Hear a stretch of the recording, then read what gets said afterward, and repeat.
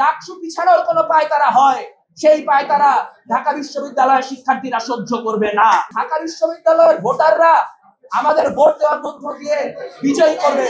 আপনারা জানেন যে আমরা দীর্ঘদিন ধরে এই ক্যাম্পাসে যে গণতান্ত্রিক লড়াই লড়ে এসেছি, আমরা দীর্ঘদিন এই ক্যাম্পাসে নারী পুরুষের সামনের কথা বলে এসেছি, আমরা আদিবাসী বাঙালি সামনের কথা বলে এসেছি, আমরা ডিফারেন্টলি এবল মানুষদের অন্তর্ভুক্তির কথা বলে এসেছি।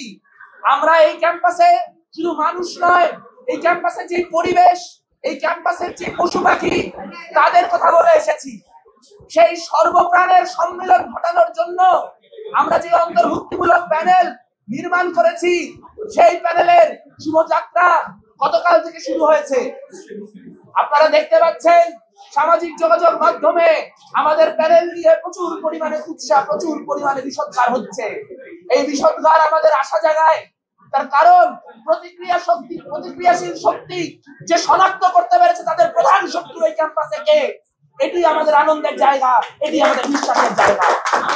আমরা বিশ্বাস করি ক্যাম্পাসের নানান রকম রাজনৈতিক মত পথের মানুষকে সমন্বিত করে ৭১ এবং ২৪-এর যে গণহত্যাকারী শক্তি, তাদের বিরুদ্ধে অবস্থান জারি রেখে ক্যাম্পাসে শিক্ষার্থীদের যে গণতান্ত্রিক আশা আকাঙ্ক্ষা, তাদের যে আবাসনের, শিক্ষার, স্বাস্থ্যের সংকট, তার বিরুদ্ধে যে লড়াই, সেই লড়াইয়ে আমাদের অগ্রণী ভূমিকা আমাদেরকে আগামী ৯ সেপ্টেম্বর বিজয়ী করে তুলবে।